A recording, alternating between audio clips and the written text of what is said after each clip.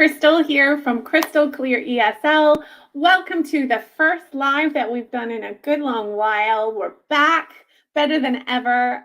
We're wrapping up the curriculum, and so switching gears to really reaching out to our teachers to support them even better. So welcome. Today we are talking about adapting Crystal Clear ESL materials for in-person classes. I love hearing stories about how our members are using and adapting the materials for different settings, thinking outside the box. And I think we all have a lot to learn and can potentially sort of gain some skills and ideas to push our freelance ESL businesses even farther. So just a reminder, if you're tuning in for the first time, please do take a second to like and subscribe to our channel. You are also invited to participate in this live today by registering yourself. You click the Facebook link within the YouTube box, and it should just ask for your name so that we know who we're speaking to. And then there's about a 10-second delay. But if you do have any questions as we go, please join in. So with all that done, please help me in welcoming the esteemed teacher Mary to the program. Hi. Hi, Crystal. Mary is calling in from Spain today, where she lives very rurally, she just shared, and manages her own independent online teaching business, as well as teaching on, in person in some sort of live environment. So why don't we start off by getting to know you and how you got started in this field of work, Mary? Okay, well, I've been in education basically all my working life, and then I retired to Spain. But after a couple of years, I sort of realised that I missed little people. I really missed them. And I stumbled on online teaching quite by chance. And it just suited my environment perfectly, because living rurally, it was something I could do, and especially teaching to China was a really good thing because it was in the middle of the day and still left me the rest of my time to be retired, she says. And then and then obviously when everything went crazy with China, I was able to get a few students from my old company, surreptitiously sharing WeChat links, and I think lots of people did. Yes. So I continued that. I have, I think, about 10 online China students, and then we moved again and found somebody that taught English to older children, and I laughed and went, oh, I couldn't do older children because I like the little ones. And they said, really, do you like little ones? Because they were constantly being asked, could they teach the little ones? And they were like, no, little ones. So perfect compliment. Yeah, kind of I went, yeah, I'll teach. And I started with one student, and then that went to 2 students. And I've been doing that for about 18 months now. And I have 26 students now that I teach face to face. Oh my goodness. In small groups. Okay. So I have use of a little room in the town hall, which is an old boardroom, so it's not classroom friendly, but I've put pictures on the walls and things. And I think my youngest student is just shy of 3 years old. Oh, how sweet. So bizarrely only learning Spanish himself, so, but the parents are really keen to hear English being spoken. Yes. And I will say that the Spanish teachers of English, their pronunciation is terrible. Oh. It's really, really bad. So and I panicked at first because I don't speak particularly good Spanish, to my shame. But they said that's what they wanted. They want somebody that can't speak Spanish. So like a full immersion environment. Yeah. So yeah, I have little groups of 4 or 5. I do have some older ones, some older students. But my favorites are the littlies. Yeah, well, I'm totally with you there. My favorite age group is also about 3 years old to 6 years old. That's my favorite group. Yeah, it is. What do you like about teaching that age group? Well, it's just they're like little sponges at that age, and there's no fear, there's no self-consciousness, and they're just ready to try and have fun. And and I do think, when you're teaching that age group, it's not so much teaching, you just play. Sing, read stories, or look at pictures. Exactly. Yeah. So presumably then you're looking at teaching crystal clear levels 1, maybe 2 to that age group. Would that be? I've started with the phonics. I spoke to the parents about this, because obviously the phonics for learning Spanish when they're reading is different to learning English phonics. Yes. And I don't want to confuse them while they're learning Spanish, learning to read in Spanish. But it's a good complement, I've found, and the parents were quite happy for me to sort of start teaching them a little bit of phonics and just kind of the sounds anyway, to learn to get that foundation. Yeah. Did they come at you? Did the parents come at you with any sort of expectations for the class time or the content? No, not really. I think they were just happy to find somebody that spoke English that would teach them. As I say, we're very rural, so there's not a lot of English here. And from what I can gather, the Spanish exam system now, they have to be able to speak English by the end of their schooling. In public, like for any sort of graduation certificate, yes, yeah. Okay. So they did the formal work, and I do have some older children, young people. They're not children, and they can read and write, but they can't speak. I struggle to understand them, and at that age, unfortunately, they're very self-conscious, and they, Yes. So that kind of was just the expectation that at least that the children would be hearing English pronounced properly. Okay, yeah. As opposed to the Spanish English teachers, which and I'm not. That's not a criticism at all. I think it's the same in almost every culture. Yeah. There's a reason, I guess, that some students, especially when they're looking for speaking practice, are looking at native speakers of that language. Yeah. I would agree with you. It's not a rule that somebody who's not native can't have a nice, clear accent, but it's more streamlined to find that accent if you're going to a native speaker. So there are a lot of, curricula, whether web-based like Crystal Clear ESL or text-based like some of the big contenders, Cambridge and so forth. How did you end up with Crystal Clear ESL?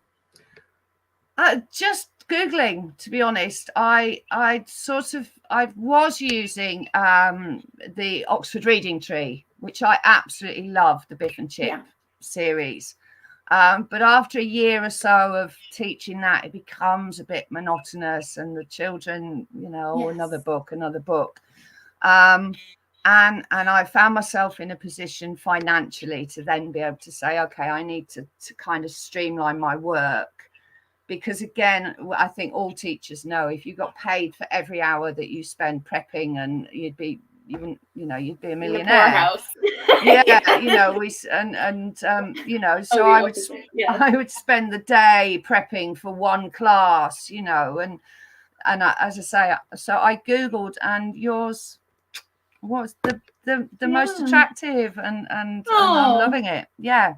and I has love really good that. reviews. That's actually why I started out with the company, was because I too was teaching online and couldn't believe there wasn't a digital curriculum available to teachers like yourself and me, that did streamline and reduce the workload, the planning. Because like you, I came from a contracted teaching environment where I just had to rock up and open my computer and teach. There was no prep really. No. And I wasn't prepared to give up extra minutes or hours that I wasn't being paid for. So yay. Yeah, I think that was very much it. You know, as I say, I'm mid-50s now, you know, and I came to Spain to not work quite as hard, and then Yes. you know, I found that I was literally sitting in this room all day every day, you know, and now it's nice to be able to sort of like, and the assessments at the end of each unit is really nice for me,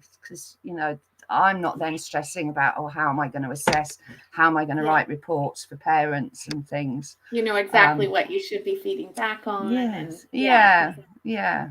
Good to hear. So why did you end up teaching these particular students in person and not sort of direct them to online learning that you were already doing? Because these are the ones in the village. These are the ones that wanted in person. They want somewhere to go for a week. And I kind of marketed it at first as just an English club, you know, come and join the English club. But then when I kind of, you know, I wrote an introductory letter to all the parents, and I thought, no, you're not a club, you're a teacher. I'm a qualified teacher. Don't undersell yourself. Okay. Which kind of is outside my comfort zone. Yeah. You know, I just teach, you know, and everybody goes, but you're really good at it. And I go, well, I don't know what I do that's really good. But right. But it's a saleable asset you have. So did you advertise like on the community bulletin boards or word of mouth? No, it's just word of mouth. Started with one student, which went to 3 students, went to 5 students. And then last September, my phone was ringing off the hook with parents. So I now do 4 classes, 4 hours in the village. So 4-hour classes, 5 days a week. So I'm doing more in person than online, actually. Wow. So yeah, so it's just kind of spread like that. I'm very lucky, as I say. It's a great little community. Right. And obviously, you know, people have seen results, so they tell their friend, and you know, it's kind of like that. Yeah. Right, exactly. Perfect. Okay, so let's get down to the nitty-gritty, Mary. I want to know how you have successfully adapted crystal clear lessons to work in a live teaching environment. So what were some of the things you were thinking to do first off, or as well as things that aspects of it that you thought might be a bit of a challenge? Okay, well, I've started with the phonics, with the very little ones, with the phonics course. So what we do each week is we've concentrated on one letter per week. So for A, we went through. They love the little songs, clap this way, clap that way. The apple, which is they're little earworms. So you know they get in there. So you would sing a song like this one, for example. You would sing it all together, and we sit on the carpet, and I have my laptop, and we literally just go through. They all like to get up and dance to the clap our hands now. So I have, you know, my little bank of boogieing 3 and 4 year olds. And then, so for apple, we had apple for snack. We ate an apple. We drew pictures of apples. You know, and that then led to other fruits. We could talk about bananas and oranges, and sort of expanded the language from that. Right. Okay. So you're merging all these different styles and techniques because you've got the digital lesson out there playing and the built-in audio, Yeah, playing. You've got the kids using that real kinesthetic learning by getting up and moving and dancing. And then you've yeah, got some realia, like yeah. actual Actual props to play apples. with. Yeah, And yeah. yeah, And yeah, that's and got to be so great for the students because they're learning on all of these different levels and through all of these, input yeah. methods that it's really cementing the key learning objectives for them. And they haven't got a clue that they're learning. Of course, Right. they don't know they're learning English. Right. They're just coming and singing songs and eating apple and and things like for B, we just played with the teddy bears. I've got a big box of teddy bears, so the Yes. rest of the lesson was bears. And we've done Play-Doh, so we make apples and we make bananas. And so kind of used the focus for that letter sound as an extension for my real realia class. Right. Perfect. B, as I say, we played with the bears. We had bubbles at the end, just blowing bubbles. All these sort of anything that kind of I can expand. Right. Animals. We played with the farm and talked about animals. So that spread it a little bit. And I think it's just about them hearing that letter sound at the beginning. Yeah. And repeating and repeating. And yeah. So Brilliant.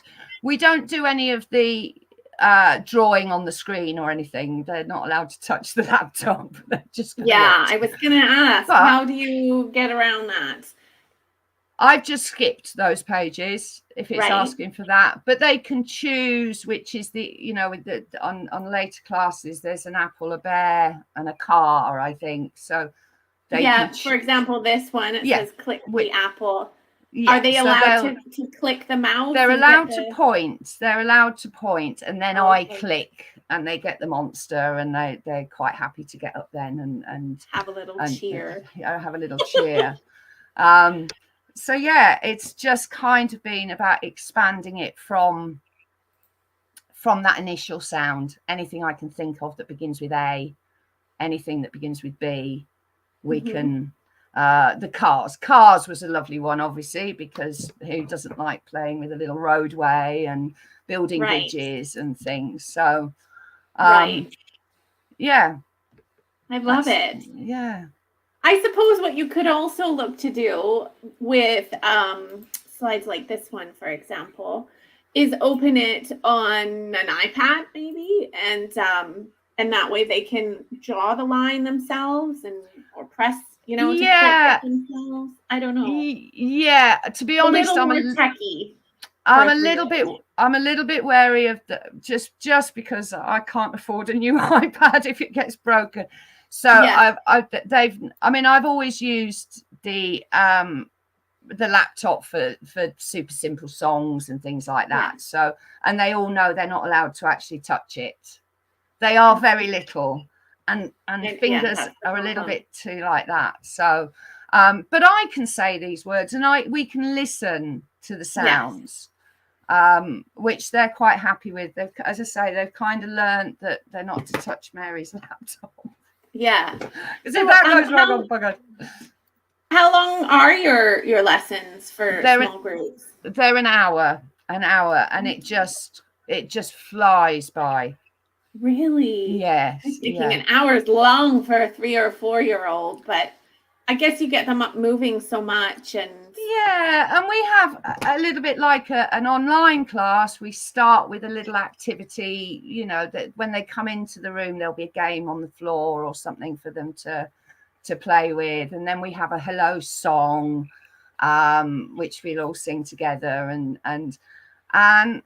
And they really are learning English. It astounds me. They may not be speaking so much, but they're understanding. I can say we've got 5 more minutes, and they know 5 minutes.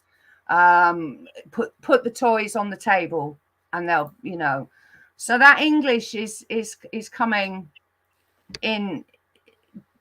It comes for listening first, isn't it? I've always said to the parents, don't expect your child to come out of the class fluent in English after 2 weeks. It takes a lot of listening before they'll speak. Yeah. But those commands that you're doing, like the 5 minutes or listen to this or repeat that, those are going to be ingrained for life. Yeah. Absolutely. Because you just practice them nonstop. Yeah. Have you used any? Sorry. No, you go ahead. Finish your thought. I was going to say, because I don't speak Spanish, to my shame, I speak a little. Of course, I speak a little Spanish. But if they have to understand me. Yeah. And if they can't, then I'll model it. Like we do. Like we did with Chinese children. That was total immersion. We do lots of hand actions, lots of rhymes, lots of pictures, exactly. and I've got lots of things on my walls, display wise and things. Yes. So that's yeah. So I think fun. Oh, I love it. Do you have any experience with level 2 or any higher levels in real life teaching? I've got two. Well, I have two. Excuse me, I'm just reaching behind me for my folder. I have 2 students that I've had since the word go at. They are 7, and I've been blown away. They are almost fluent in English now. Wow. And the parents are, they have just picked it up perfectly. So I try, because they learn English at school and it's all very textbook based, I don't want to just stick worksheets in front of them. And right. So my classes are very different to school. But I'm using, I think, the level, is it the one with senses? I see it, I hear it. Okay, yes. We're working on that one. Just for kind of... Yeah, but for those kind of finer points of the language, adding S to a verb when it's he, she, it, which they will learn later on, and they usually do it in speech, but it's nice to have it sort of in front of them. Yes. So we do whiz through the class on the computer. Yes. But the homework sheets that come with it are great, because it's a little bit of written work. Yeah, just reinforces it. It also, I love the homework because it like makes them touch back on that concept, like midway sort of between their classes with you. I think a lot of people believe that if they show up for half an hour a week, they will eventually become a native English speaker or like a next to native English speaker. But it would be lovely, but have that input on a really regular basis, don't they? Yeah. And I think they do. I mean, even at 6, 7 years old, they do English every day, I think, in school, or at least 4 days a week. Wow. And I have the shame here in the UK. It does. But I've got their textbooks. So if there's something, the parents will say, oh, they're learning this or they're struggling with this. Yeah. I've got their textbooks, and then I can have a little look around and see if there's anything that might help them with that, telling the time or, Yeah, because I do tend to list the wider learning objectives in the unit title. So that way you can kind of, go back to something or find a review. Yeah, exactly. Yeah. I mean, with my online ones, it's very much following it, the sequence as it progresses. Because I think that's important for my record keeping, just for their progression. Exactly. But I'm liking for in person the fact that I can dip in and go, actually, that's a class that might help. Or even just using the homework sheets, printing them out as activities to do. That's a good idea too. So that's because I'm not, as I say, I think kids have enough at school. I really do. It's you know, of the regimented. and I'm old now, and I'm kind of like, you know, you shouldn't be studying all the time. But so for me, my classes are very, very much hands-on, very play-based, very Active. you know, unacademic, because again, they don't know they're learning. And do you think that that's a big factor in your referrals and your success? Probably. Yeah, Probably, because I know the children enjoy coming, and if they didn't enjoy it, they wouldn't. This is Spain. They just go, oh, we're not coming. right. So yeah, I think And that's, as a parent, like, if attending a certain class or lesson or whatever becomes a fight with your child to get them there every week, soon enough you're going to allow them to stop doing it, aren't you know? And they're not going to learn. If they don't want to be there, they're not going to learn, are they? Exactly. You know, no matter how important it is. Yeah. I hear you. So what advice do you have, Mary, or top tips for other teachers in our communities for teaching web-based lessons like Crystal Clear in live settings? I just think just expand it as much as you can. Just use, as I say, you know, use whatever clues you can to, you know, to do something physical. I love the physical, you know, the dancing. I mean, the little ones, they decided they were going to dance to the songs. You know, and with the clapping one, they've chosen, we do this clapping and we do this clapping, and they've chosen that rather than me directing it. But for, as I say, for the phonics, anything beginning with A was free reign. Anything beginning with B, where we are, we're on. Obviously, I'm not teaching this week, so I'm away. But next week we'll be on to D. Okay. So, and we're in the countryside. Every family has a dog.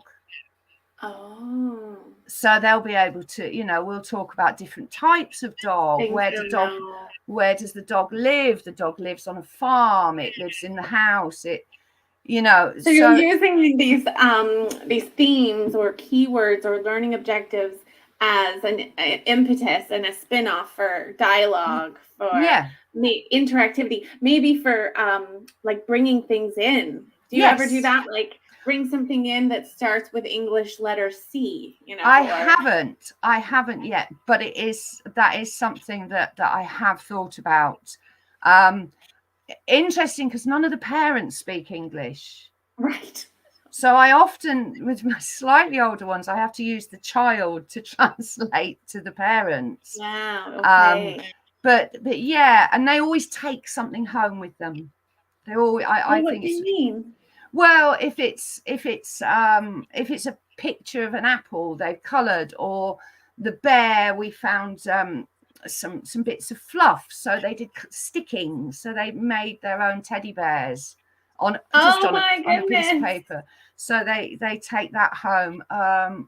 Cars, we have got planned for some junk modelling, so we'll make our own little cars out of boxes and milk bottle lids and things.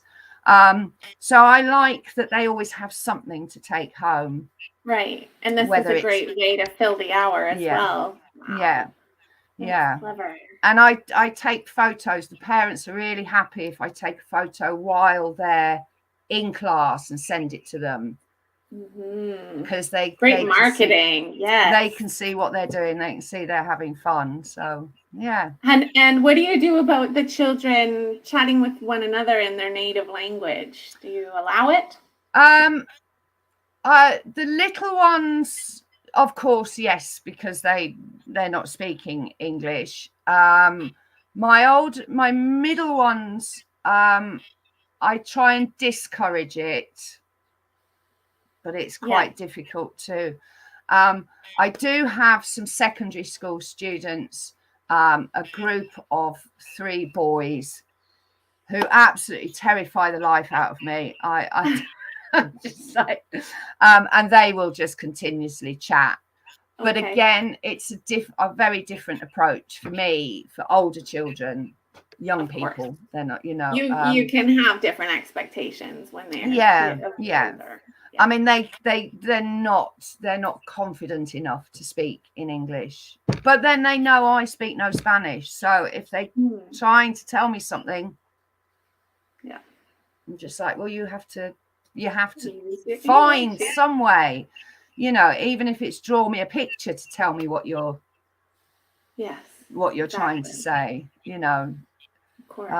So yeah. Brilliant. Oh wow, I'm so excited about this. I love how creative you are in adapting the lessons and the digital aspect into your classes. So well done. Thank you for sharing. Thank you. Yeah. It's as I say, it's cut my working time down to how it should be for a mid-50s woman who came to Spain to retire, that doesn't get time to go in the pool because she's in the classroom all the time. So now I get my pool time in the afternoon. Indeed. Yeah. You got to have that balance, right? Of course. So if any of you viewers have questions for myself or Mary, feel free to pop them in the comments. We'll get a notification and I'll check back with Mary for her response. And please don't forget to like and subscribe. And we will be doing more updates and exciting interpretations and ideas of our lesson material in future. So thanks again, Mary. It's my pleasure, my absolute pleasure. And I mean, I'm happy to help if anybody wants to ask. I'm in the Facebook group. So, feel free to pop me a question if I can help. Yeah, perfect. Thank you for that. Okay. So don't forget to join us here for more lives. Mary mentioned the Facebook group. Search Crystal Clear ESL Teachers Community. We also do ESL-EAL Freelance Masterclass for teachers, and we'd love to see you in both of those groups. Don't forget to subscribe to YouTube and our Instagram and pop any questions you might have here in the comments, and we'll see you again next time. Bye-bye.